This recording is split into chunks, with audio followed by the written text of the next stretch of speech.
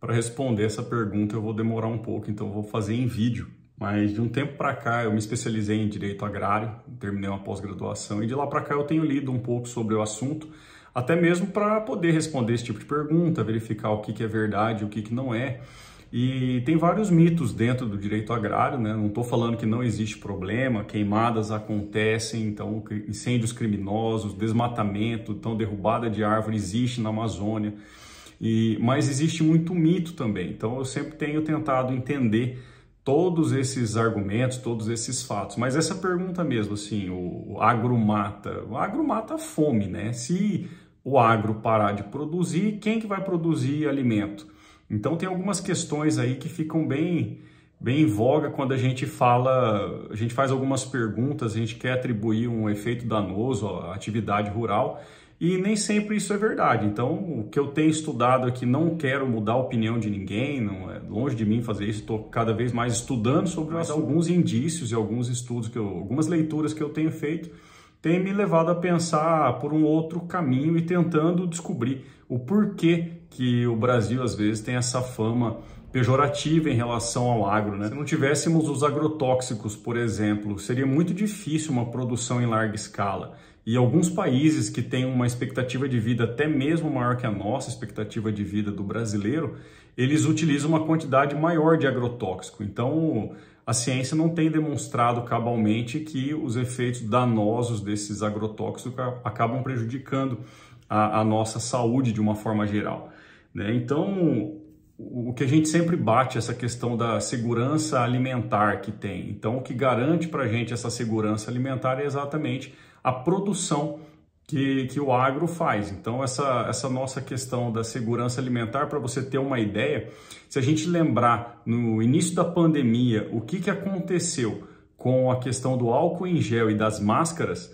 levou muita gente aí para o supermercado, comprar todo o estoque, e num sentimento até mesmo de falta de coletividade, saíram diversas brigas dentro de supermercados, onde as pessoas saíam no tapa, literalmente, para conseguir obter esse álcool em gel, essa máscara. Agora imagina se isso acontece com alimento, onde se você ficar ali por uma semana sem comer, você já vai sentir aí no seu corpo os efeitos negativos da ausência de alimento. Então, se faltar alimento, não tenha dúvida que o homem vai sair daquele seu sentimento de coletividade, de urbanismo, e vai ver aquele seu instinto mais primitivo aflorado. Então, o mesmo que aconteceu com o álcool em gel, que atingiu algumas pessoas a sair até no tapa com outras, com certeza, se faltar alimento, isso aí é uma situação que vai se repetir, e muito pior, porque faltando alimento, todo mundo vai entrar naquele seu instinto mais primitivo de querer ir atrás desse alimento e da maneira que for.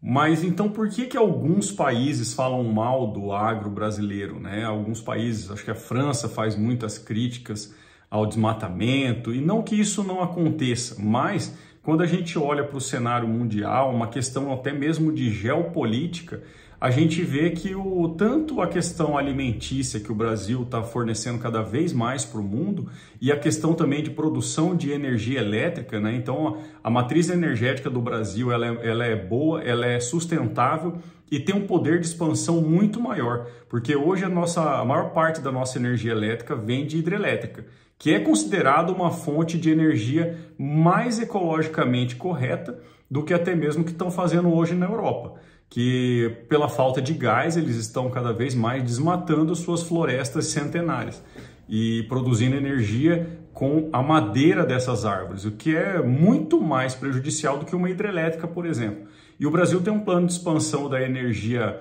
eólica, do projeto de energia fotovoltaica também, que acaba facilitando, deixando com que a gente não seja tão dependente dessa única matriz hidrelétrica.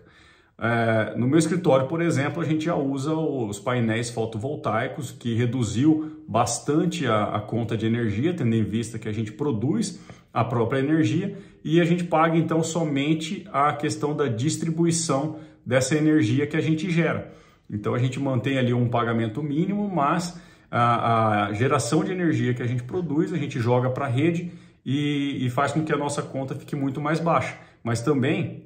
isso aí traz um benefício para o país, que vai ter ali sua fonte de energia elétrica renovável e também muito mais limpa do que em outros países. E nisso não tem como falar que o Brasil está avançando e tem muito mais a avançar, porque a nossa incidência de sol é muito maior do que na maioria dos outros países. A possibilidade de utilizar energia eólica também no Brasil ela é muito forte, mais do que em outros países, então isso faz com que a gente fique na mira de alguns países que querem colocar algumas críticas até para que o Brasil não tenha uma melhora nesse cenário geopolítico, porque a partir do momento em que a gente exporta uma grande quantidade de alimentos e a gente possui capacidade de energia elétrica até para trazer mais indústrias para o Brasil, isso aí pode trazer um prejuízo para países que têm uma certa limitação, tanto na questão alimentícia quanto na produção de energia elétrica. E aí, se a gente levar em consideração essa guerra da Ucrânia e as consequências da guerra, a gente vai perceber que a Alemanha, por exemplo, que queria desativar a sua fonte de energia nuclear,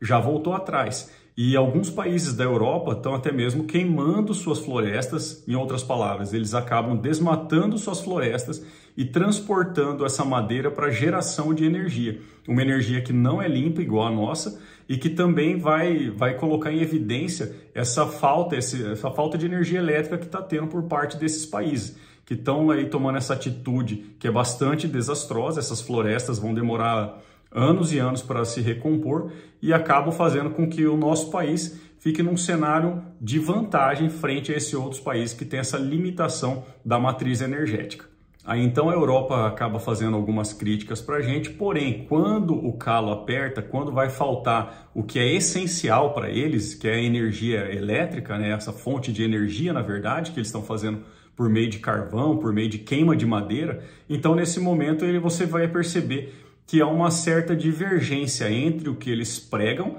que é a energia limpa, sustentável, né, essa questão ecológica, mas no momento que o calo aperta, em que as pessoas podem até passar frio por não ter energia no seu sistema de calefação dentro de casa, isso aí já traz um prejuízo e eles não vão se importar em derrubar florestas. Então, nesse ponto é que tenho voltado um pouco meus estudos e tenho chegado a algumas conclusões. E nesse ponto, então, eu fico às vezes me questionando se realmente eles estão preocupados com a questão ambiental do planeta ou se simplesmente estão querendo ali denegrir a imagem de um país como o nosso, que tem um potencial de ampliar ainda o seu recurso de alimentos e também de energia, e de modo a querer prejudicá-lo para não perder aquela posição no cenário mundial. Então, essa é a reflexão que eu faço. Não estou querendo mudar a ideia de ninguém aqui, só estou colocando